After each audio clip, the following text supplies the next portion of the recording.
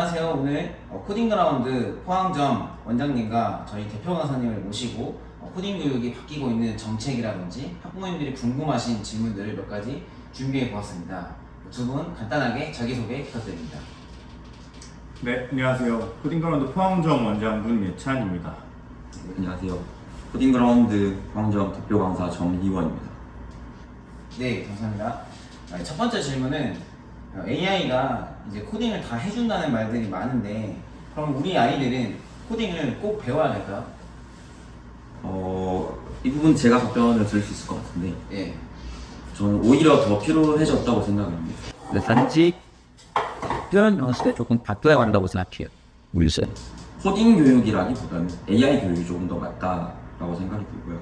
예전처럼 문법을 외우고 코드를 많이 치고 이런 방식의 교육은 약간 변화가 되어야 한다고 생각을 하고 AI가 코드를 만들어 줄 수는 있지만 이 코드가 정말 정확한지 또 안전한지 나중에 고치기 쉬운지 이러한 판단은 결국 사람이 하게 되거든요.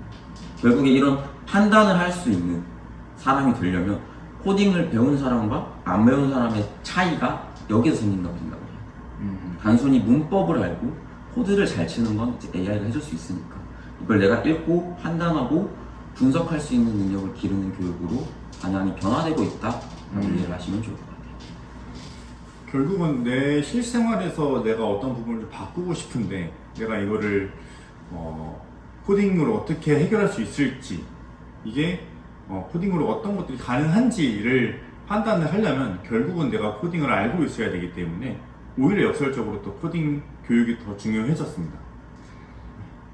그러니까 이제 코딩이 예전에는 이제 쓰고 이제 그런 문법 같은 게 중요했는데 이제는 쓰는 능력이 아니라 어떻게 활용하고 그것들을 해석하고 읽어내는 능력이 더 중요하다는 말씀이시죠? 그렇죠. 그렇지만 이제 역설적으로 네. 내가 읽고 이해하고 판단하려면 써본 경험이 없으면 또 할 수는 없는 역설적인 상황이 생기죠. 그래서 옛날처럼 거기에 몰두할 필요는 없지만 여태까지도 아직 고전적인 그런 교육 내용들이 필요는 하다고 저는 생각을 합니다. 네. 알겠습니다. 넘어가면 좀 유행이 좀 지나긴 했지만 저희 이제 SNS나 주변에서 보면 막 바이브 코딩으로 앱을 만들었다라는 이야기들이 엄청 많이 들려오잖아요. 그러면 어쨌든 이 사람들이 보면은 개발자가 아닌 사람들도 막 개발을 했다라고 서비스를 막 올리던데 그 코딩 잘 몰라도 이렇게 서비스까지 만들 수 있는 거 아닌가요? 그렇죠. 이제 그걸 서비스라고 볼 수 있느냐에 대한 문제가 될 것 같은데 바이브 코딩이라고 하는 건 결국에 이 바이브 흐름에 몸을 맡기고 코딩을 하는 듯한 느낌을 주는 그런 코딩 방식을 이제 카파스 선생님이 말씀을 하신 건데 아이디어를 빠르게 구체화하고 실현하는 데는 매우 좋아요. 그냥 간단히 내가 이 기반 지식을 조금 알고 있고 그걸 어떤 방향으로 만들고 싶다만 얘기해주면 AI가 다 해주니까요. 그렇지만 이 실제로 사람들이 쓰는 서비스가 되려면 이거는 얘기가 달라지는 거예요. 왜냐하면 오류가 났을 때 고쳐야 하고 사용자가 많아도 버텨야 하고 개인정보, 보안 여러 가지 것들을 고려해야 될 점이 되게 많은데 거기까지 AI가 다 해주지는 않거든요. 눈앞에 보이는 화면만 구성해줄 뿐. 물론 AI를 잘 활용하면 그런 뒷부분에 있는 보안이나 이런 부분도 도움을 받을 수는 있겠지만 지금 하고 있는 그 바이브 코딩이라고 하는 수준은 그냥 내가 생각하는 아이디어를 실현한 정도 1차적인 수준에 그칠 뿐이기 때문에 대충 이런 느낌으로 만들어줘 정도인 거죠. 결국은 코드를 읽고 구조를 이해하고 이 문제를 나누는 능력 자체는 사람이 해줘야 되는 능력이기 때문에 사람의 학생들이 좀 공부를 해야 되는 영역인 거죠. 말씀하신 대로 바이브 코딩이 상당히 요새 유행을 많이 끌고 있고 아이들이 주변에만 봐도 이것저것 만들어 봤다 이런 게 많은데 그거를 결과물에만 국한되는 게 아니고 그게 하나의 내가 만들어 가고 싶은 것의 과정이라고 이해를 해주셔야 돼요. 그래서 어떤 기능을 내가 만들고 싶은지 스스로 또 정의를 할 수 있어야 되고 바이브 코딩으로 만들었다 하더라도 그 결과물이 어떤 문제점을 갖고 있고 실생활에서 적용을 하기 위해서는 어떤 부분이 수정이 되어야 하는가는 결국은 인간이 해야 되는 영역이기 때문에 그거를 스스로 찾아보게끔 하게 하는 것까지 교육이 이루어져야 합니다. 그리고 약간 이게 또 맞는 이야기인지 모르겠지만 어쨌든 바이브 코딩은 그러니까 학생들한테는 굳이 필요 없는 것 같기도 해요. 그러니까 우리가 배우는 게 그러니까 앱을 만드는 뭔가 서비스를 만드는 게 아니잖아요. 우리가 가르치는 10대 학생들이 그냥 이거 학문적으로 좀 접근했을 때는 어쨌든 코딩 자체가 좀 프로그래밍을 공부하면서 논리력도 향상이 되는 것 같은데 바이브 코딩은 조금 뭐 학생들이랑 별개의 거리에 있다라는 생각도 좀 들고 그리고 유행처럼 좀 지나가는 느낌이지만 그 강사님 말씀해 주신 것처럼 이게 완벽한 서비스를 만든 사람은 사실 아직 못 본 것 같긴 해요. 대신 이제 이거를 머릿속에만 구현하고 있던 PM들한테는 확실히 좀 도움이 되는 것 같은데 우리가 이 교육의 단계에서 근데 뭐 PM, 개발자, 디자이너 이런 것들을 처음부터 이렇게 아직 나눌 필요는 없을 것 같아서 너무 그런 것까지는 걱정 안 하셔도 될 것 같습니다. 그럼 세 번째 질문은 근데 저희 아이는 막 컴퓨터에 막 크게 관심이 많지는 않고 막 개발자가 되고 싶어 하지도 않는데 이런 친구들도 꼭 코딩을 배워야 될까요? 그 질문은 정말 많이 받게 되는 질문인데 저는 항상 말씀을 드려요. 모든 아이가 개발자가 될 필요는 당연히 없습니다. 네. 세상의 모든 사람이 개발자로만 이루어질 필요도 당연히 없고 하지만 앞으로 그 학생이 어떤 일을 하든 간에 이 AI와 소프트웨어를 이해하는 사람이 훨씬 유리한 거는 당연지사예요. 이 세상이 이제 디지털 세상이 되었고 이미 10년 전부터도 디지털화되고 있다고 계속 얘기를 해오고 있는데 이제는 더 가속화되고 있어요. AI 덕분에, AI 때문에. 그렇기 때문에 의사, 뭐 디자이너, 마케터, 연구원, 뭐 창업가 기술을 도구로 쓰는 능력이 매우 중요해지고 있고 그걸 국가에서도 인지를 하고 모두를 위한 AI라는 사업을 진행을 하고 있죠. 그래서 디지털 세상을 이해하는 기본 문해력에 가깝기 때문에 이거는 직업적인 영역에만 국한되지 않는다고 생각합니다. 좀 현실적인 얘기로는 코딩이 이제 입시에 반영이 되기 시작했습니다. 아시겠지만은 전국에 있는 모든 고등학교에서 이제 코딩을 배우고 있기 때문에 역설적으로 그냥 코딩 프로그래밍을 시험을 보기 시작해요. 그냥 이게 좀 현실적인 얘기를 좀 안 하고 싶긴 했지만 그 부분도 있다 보니까 준비를 하는 부분도 있고 나중에 중학교 또 고등학교 올라가서는 시간이 없다 보니까 오히려 또 어릴 때 조금씩 미리 준비해 놓으시려는 경향도 생기고 있습니다. 제 네 번째 질문이 또 제 주변에서도 이제 슬슬 초등학교 1학년에 들어가는 학부모님들이 생기긴 있어요. 그래서 코딩 언제부터 배워야 되나 이런 이야기를 많이 하는데 물론 정답은 없겠지만 두 분이 생각하시는 뭐 적정한 나이가 있다, 시작할 수 있는 나이가 있다면은 한번 추천해 주시면 감사하겠습니다. 이건 제가 먼저 좀 답변을 드리면 사실 말씀하신 대로 정해진 나이는 없어요. 아이들마다 뭐 사고력이나 특히나 문해력 그리고 이 코딩에 자기가 관심이 있는 정도에 따라 조금씩은 다른데 보통은 요새 초등학교에서 그 블록 코딩 수업을 방과후나 일반 정보 수업으로도 많이 접하기 때문에 아이들에게 상당히 친숙한 상황이에요. 그래서 일단은 뭐 정해진 나이는 없지만 처음에 시작할 때는 이 코딩이 어려운 게 아니고 재미, 놀이로 일단은 시작을 하는 게 가장 중요하고요.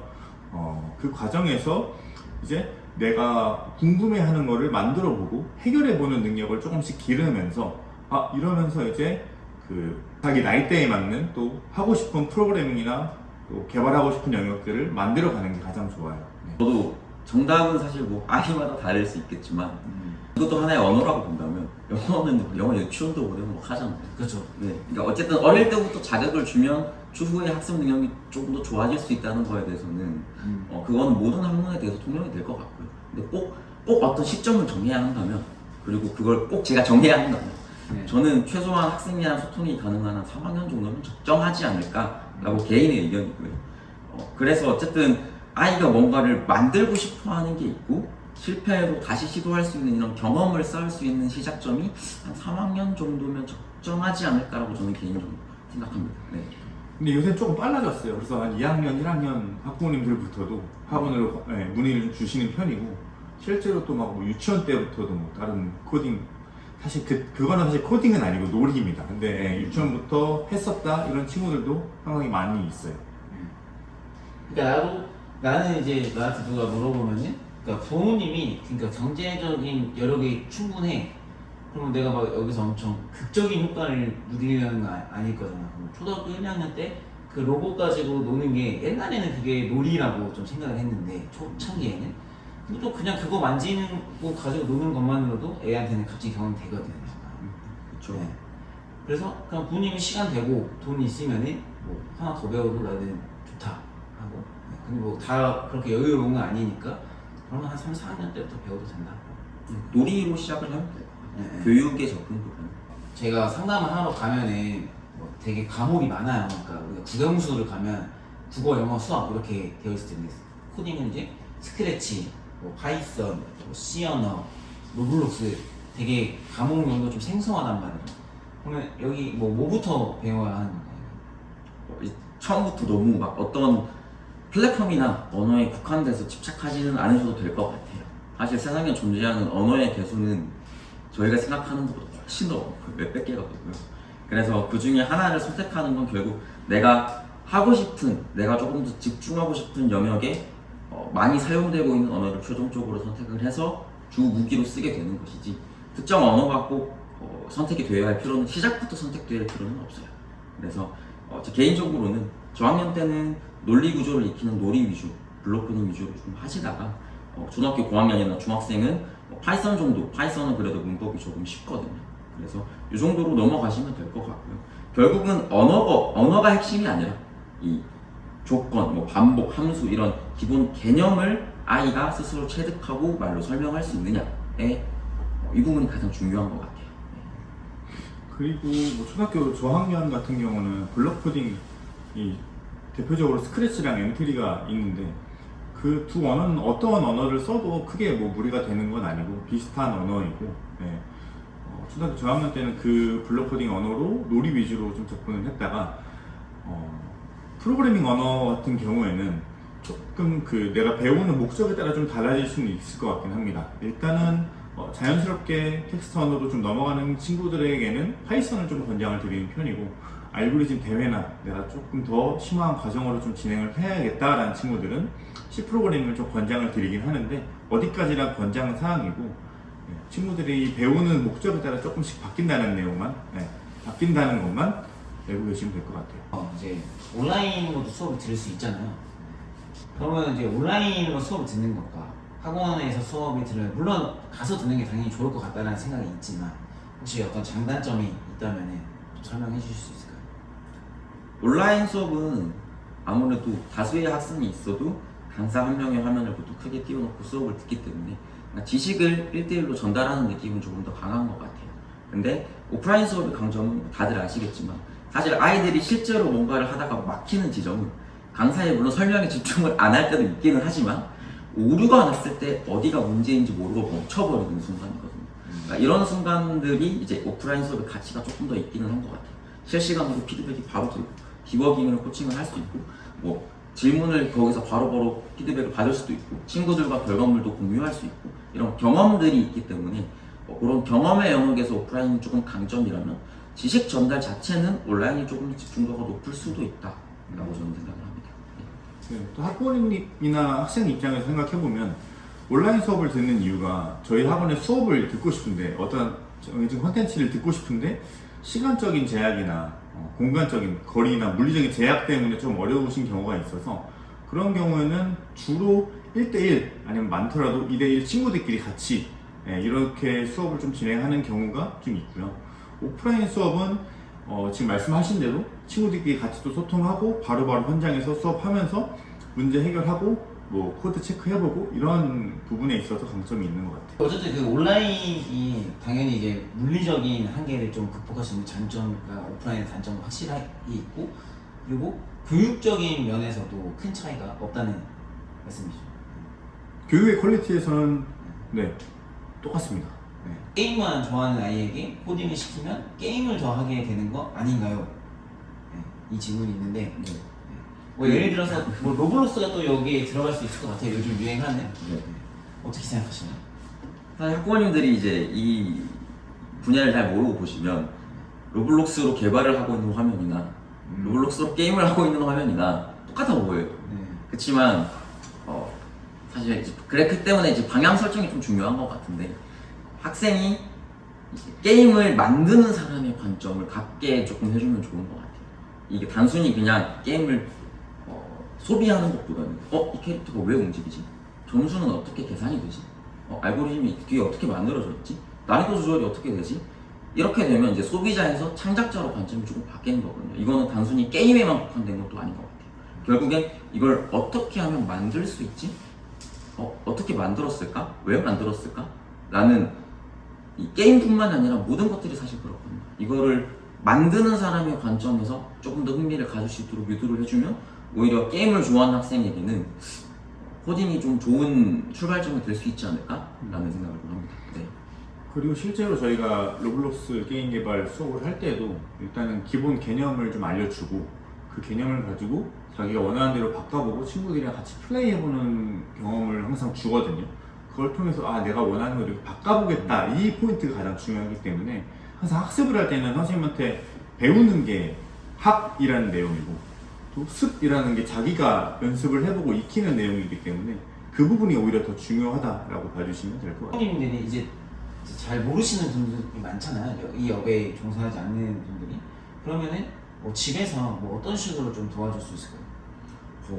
저는 학부모님들한테 저희가 이제 매 분기마다 학부모님들한테 이제 그 일지를 발송해드리면서 강사 코멘트도 달고 또 혹은 제가 학원에서 학부모님들이랑 이제 스킨십하면서 대화를 나눌 때도 꼭 드리는 말씀인데 부모님이 코딩을 직접 가르치실 필요는 당연히 없어요. 그거를 저희한테 맡기신 거니까. 근데 아이가 만든 걸 설명하게 해주세요. 그래서 이거를 어떻게 만들었는지, 어디서 막혔어? 어떻게 해결했어? 정도는 모르시더라도 질문을 해주실 수 있거든요. 그리고 학생이 하는 답변이 이해가 잘 안 되시더라도 반응해 주실 수 있어요. 이것만으로도 학생한테는 큰 동기부여가 되고 또 물론 결과를 잘 만들었다라고 칭찬해 주시는 것도 중요하지만 과정을 칭찬해 주시면 조금 더 학생이 오래 가는 것 같아요. 그래서 잘 만들었네 또 좋지만 야 너 이거 힘들었을 텐데 오류를 찾아서 이걸 해결했네 너무 잘했다 해주시면 학생이 이 코딩이라는 혹은 개발이라는 분야에 조금 더 관심이 오래 가고 동기부여도 되고 스스로 뿌듯함을 더 많이 느끼는 것 같으니까 그런 부분에서 도와주시는 게 이 부분에서 제가 드리고 싶은 말씀은 부모님들이 공부를 하고 학원을 다니는 시절에는 그냥 국영수, 사, 과 해서 점수로만 딱 표현이 되던 시대였어요. 근데 요즘에 친구들이 배우는 거는 사고력 수학, 실험과학이라 그래서 거기 그 실제 이 기존 과목들에서도 정해진 정형화된 거를 좀 깨지고 있는 상황이거든요. 그래서 코딩에도 사실 정답은 없어요. 그래서 지금 선생님 말씀하신 대로 이거를 왜 이렇게 생각을 했는지, 그래서 그 중간에 어떻게 해결을 했는지, 그 문제를 어떻게 해결을 했는지, 그리고 그 과정을 내가 어떻게 진행을 했는지 전반적인 과정 자체를 좀 더 봐주시고 신뢰를 좀 보내주시는 게 가장 좋을 것 같아요. 두 분은 소중한 시간 내주셔서 감사하고 한번 저희가 이제 첫 촬영이었으니까 또 내용들을 한번 정리해서 한번 시리즈 느낌으로 계속 찍어보도록 하겠습니다. 그래서 어쨌든 코딩그라운드 저희 포항점 많이 관심 가져주시고 혹시 타 지역에서 관심 있으신 분들은 온라인으로도 수업을 들을 수 있습니다. 네, 감사합니다. 수고하셨습니다. 감사합니다.